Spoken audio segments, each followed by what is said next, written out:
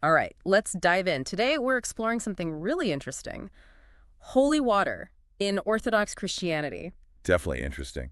We've got this article from Orthodox Christian Tools Store blog, and it's not just about, like, the rituals, you know? Right. We're going to get into the why, the deep meaning behind it all. Yeah, the symbolism, the significance for Orthodox Christians, it goes Yeah. way beyond just, sprinkling water around. Exactly. So first things first, is this stuff just like regular water that's been blessed? What makes it holy water in the Orthodox tradition? Well, that's a great starting point.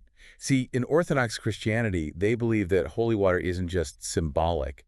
It's believed to actually carry the presence of the Holy Spirit. Whoa. So not just symbolic, like actually the Holy Spirit is present in the water. That's the belief. And this happens through a very specific blessing ritual. Okay, so there's a ritual involved. I'm intrigued. What does that look like? Well, one of the key moments for this is a big feast day called Theophany. It's celebrated on January So 6th. theophany, okay. And it commemorates Christ's baptism, which is super important for understanding holy water. Got it. So theophany, Christ's baptism, how does that tie into the holy water? So on Theophany, they perform something called the Great Blessing of Waters. Okay. And, imagine you're in the church, you've got these hymns playing all about Christ's baptism, and then you see the priest, and he immerses a cross in the water. Not just once, but 3 times.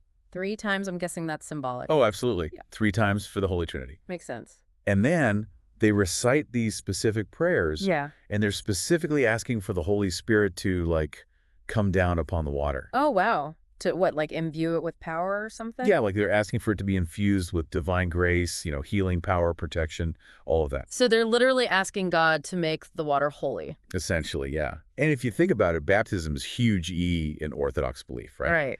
It's Yeah. all about cleansing from sin and being, spiritually reborn. Reborn, yeah. So holy water kind of becomes this physical connection back to that sacrament, a reminder of that transformative experience. I see. So almost like a mini baptism every time you use holy water. Yeah, you could definitely see it that way. Yeah. And this idea of bringing the sacred into, everyday life, it goes even further than that. Oh, how so? Well, there's this beautiful tradition where priests bless homes with holy water, especially around Theophany. Wait, so they go into people's houses and just like sprinkle holy water everywhere? Yep, it's like a ritual blessing of the whole space. And it's not just a quick sprinkle. In some cultures, like Russia, people will gather in huge crowds just to collect holy water during Theophany.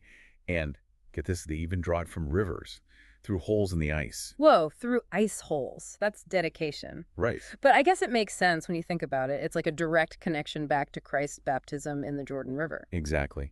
And, this practice really highlights how important it is for them to connect the sacred with the everyday. Holy water isn't just kept in churches. Right. So if it's not just for churches and home blessings, how do people actually use holy water in their everyday lives? It can't be just for big ceremonies, right? Oh, you're right. It's definitely not. It's actually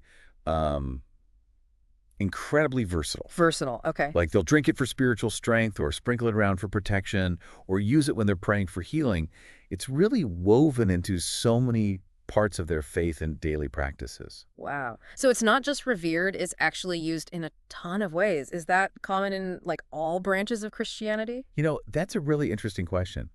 And it actually points to something pretty unique about Orthodox Christianity. You see, they believe in something called the sanctification of creation. Okay, sanctification of creation. It's this idea that the material world, the physical stuff around us, can actually become a vessel for God's grace. So it's not just about the spiritual. It's about bringing that divine energy into the physical world, too. So you mentioned protection earlier. Protection against what exactly? Well, they believe that holy water has a real power to ward off evil and negativity. Oh, interesting. Like evil spirits and stuff. Yeah, that's a common belief in Orthodox Christianity. You can almost think of holy water as a sort of spiritual cleansing agent. So it's not just symbolic. They actually think it can protect them from evil. Yes, that's the belief. And it makes those house blessings even more significant, right? It's not just about making a home feel nice. It's about literally creating a sacred space that's protected from spiritual harm. It's like a spiritual security system. Okay, so we've talked about how they make it, the connection to baptism, using it for protection, blessing homes. You mentioned there are other uses too, right? Oh, definitely. We haven't even touched on how it's used in other sacraments and ceremonies within the Orthodox Church. There's so much more to explore. Well, it sounds like we need to keep diving deeper then. It really highlights how much a part of daily life faith is for Orthodox Christians. It's Mm. not just something you encounter in church, holy water. It's in their homes, their personal rituals, even in the air they breathe after a house blessing. Like a tangible, constant reminder. Always there. Speaking of how holy water is used, you mentioned healing. What's the belief there? Is it a miracle cure? Well, not exactly instant magical healing. It's a bit more nuanced. See, they believe it can facilitate healing, both physical and spiritual, but, Both. oh yeah, both. But always in conjunction with prayer and faith. So it's not a replacement for medical treatment, but rather complement. So it's not the water itself doing the healing, but more like its power as a conduit for God's grace. You got it. Think of it as a channel, a way to focus your intention and connect with the divine. Imagine you're going through a tough time, maybe dealing with an illness, having that physical symbol of God's presence and love that can be incredibly comforting, empowering even. Makes sense. Incorporating faith and spiritual support into the healing process, that can be really powerful. And, it's interesting because we often think of healing as something individual. But you mentioned earlier, in the Great Blessing of Waters, there are prayers for the healing of all creation. Yes, that's a really important point. It's not just about individual healing, it's about restoring balance and wholeness on this much grander scale. It's about recognizing that everything is connected and seeking God's blessing for the whole world. Wow. So the use of holy water goes beyond personal well-being to like a sense of global healing. It does. And it really speaks to how Orthodox Christians see humanity's role within creation. We're not separate from the natural world, we're a part of it. And just as we need healing, so does the world around us. Okay, I have to ask, do they ever worry about running out of holy water? It seems like they use it for so much. That's a great question. But the belief is that the supply of holy water is inexhaustible. Inexhaustible. Yeah. Because it's not about the physical quantity of water, but the limitless nature of divine power that it represents. So it's more about the infinite nature of God's grace? Makes sense. But what if someone's personal supply runs low? Do they have to wait for theophany to get more? Not necessarily. So even though theophany is the main time for blessing holy water, it can actually be consecrated at other times too, Oh, through that same great blessing of water ceremony. oh, I see. So if someone needs more, they can just ask their priest to bless some more for them. So it's readily available, which just goes to show how central it is to their lives.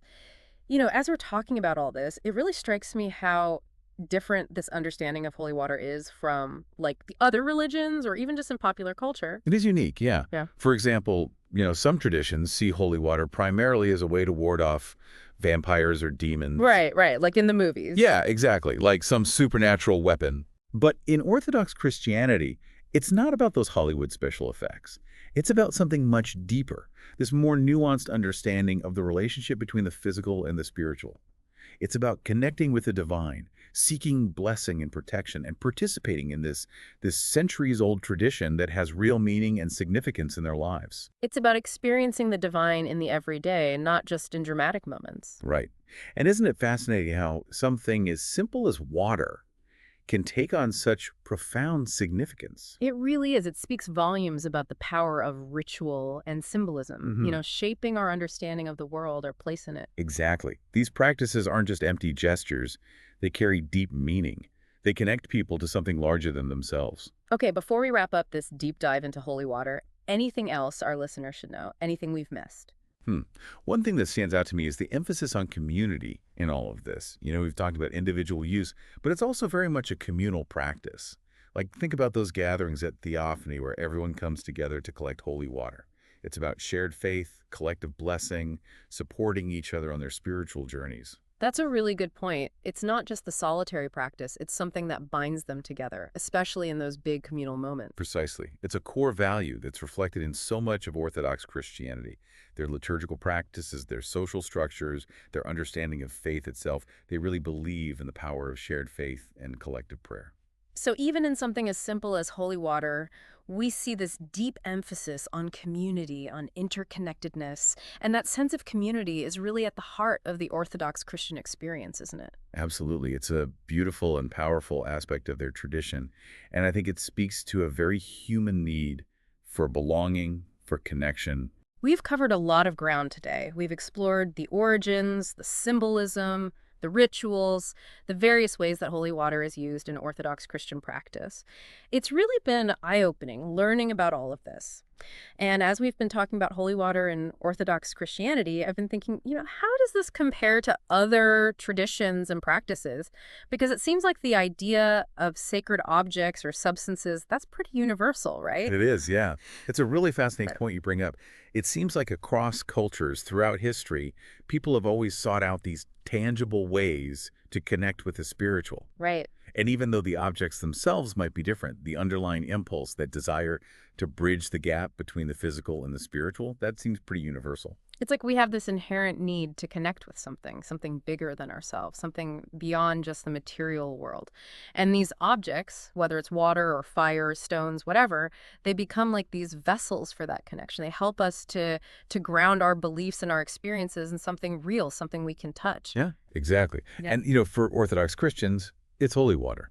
But for someone from another tradition, it might be a statue of a deity or a sacred text, maybe a particular type of incense, or even a natural element like a mountain or a river. Sure, yeah. It's the meaning, the significance that we imbue in these objects. That's what matters. It's the power of belief, right, and intention. And I think that's what makes this topic so fascinating.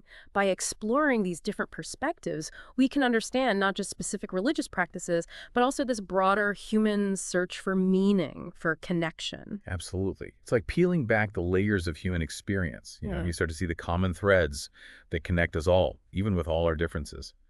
And that's powerful stuff. It is. It is. It reminds us we're all part of something much bigger and Yeah. that our own individual journeys, they're connected in ways that, well, maybe we don't always realize. Right. Well said. So as we wrap up our deep dive into holy water and Orthodox Christianity, I hope you'll walk away with a newfound appreciation for how deep and complex this ancient practice really is. It's so much more than just water. It's a symbol of faith, of connection, of healing, of community. It's this tangible expression of a spiritual worldview, one that's shaped countless lives for centuries. It's been an incredible journey. I know I've learned so much, and I hope our listeners have too. Before we sign off, though, I want to leave you with one last thought to ponder. We've been talking about the meaning of holy water in Orthodox Christianity, but how do you view the role of physical objects in connecting with the spiritual realm? What objects or substances hold significance for you in your own life, and how do they help you connect with something larger than yourself? Until next time, keep exploring, stay curious, and as always, happy deep diving.